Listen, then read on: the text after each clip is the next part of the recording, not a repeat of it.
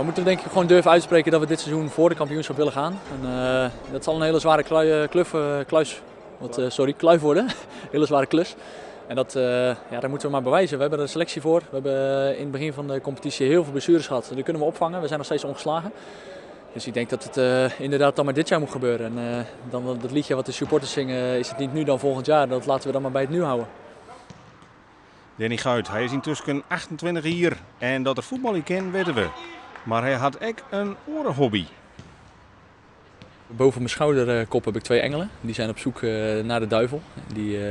Die heb ik op mijn elleboog. Die tatoeëerder van mij die heeft dat goed verzonnen. Hij zegt want die wist dat ik voetbalde. Hij zegt als je iemand af en toe keer per ongeluk een elleboogje geeft, kan je zeggen dat die duivel het was. En die engel die inderdaad boven dat kruisje van die kleine staat, die heb ik, dat is een beschermengel. En die doet tegelijkertijd die duivel, die overwint de duivel. Dus het is een beetje het goede en het kwade. Dus het goede overwint het kwade. En die beschermengel die beschermt tegelijkertijd die kleine van mij.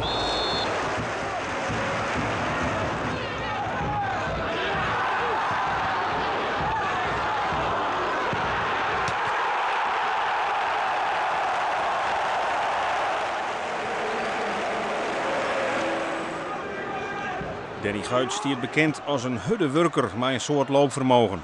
Hij speelde dit seizoen alle 13 competitiewedstrijden en maakt het een protte meters. Hij weet correct wat men zo van hem verwacht. Dat ik eigenlijk van 16 tot 16 speel, dat ik over mijn middenveld erheen ga. Maar op het moment dat ik de bal dan niet krijg, dat ik wel weer meteen terug kan schakelen om diezelfde middenveld weer op te pakken in verdedigend opzicht. En voor de goal wil ik eigenlijk iets belangrijker zijn, maar daar hebben we natuurlijk Sander van der Heijden voor en die doet het gewoon uitstekend. En wat dat betreft ben ik iets meer een dienende speler bij deze club geworden en dat ligt mij wel. En laat mij me gewoon hard werken en het vuile werk opknappen. En dan af en toe wil ik er dan zelf ook nog wel eentje inprikken. En dat is denk ik wat de trainer ook verwacht. Stanley Menzo is tevreden over Danny Guit. Al zocht hij echt nog wel wat verbeterpunten. Ja, ik denk dat Danny best nog wel wat verder kan komen in zijn spel. Vooral op technisch vlak kan hij zich verder ontwikkelen. Het lezen en zien van het spelletje, dat kan hij zich verder ontwikkelen. Je moet alleen mee bezig zijn. Als je 28 bent mag je best wel op het juiste moment je mondje open doen. En dat is ook iets waar hij zich in kan ontwikkelen. Ik ben van nature geen prater. Ik vind wel dat ik dit seizoen wel beter oppak. Ik probeer het, als ik met Beekman speel op middenveld, probeer ik het toch wat neer te zetten. En dat kost af en toe moeite, ook zeker in dit fantastische stadion. Dat was gisteren nog met die kans goed merkbaar. Sander van der Heijden die krijgt een bal bij de eerste paal. En ik coach hem tot 3 keer toe van overstappen. Want ik kon hem zo binnenlopen. En dat hoor je gewoon niet. Dat is niet te coachen bijna. Hoor ik het nou goed? De supporters moeten eigenlijk wat rustiger zijn? Nee, alsjeblieft niet. Nee, dat is schitterend hier.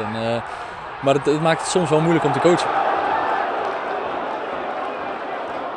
Ik ben gewoon vrij zachtaardig, hoor ik altijd van veel mensen. En ik heb toch wel een beetje het motto van wat je zaait zal je oogsten. En dat vond ik in het Nederlands niet heel mooi ertussen passen bij al die engelen. En dat heb ik gekozen voor een Latijnse tekst.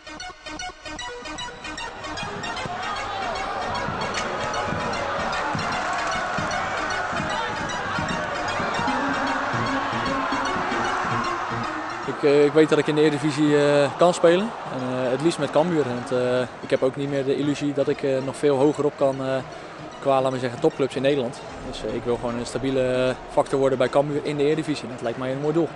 Als Cambuur kampioen wordt, wat komt er dan op je andere arm?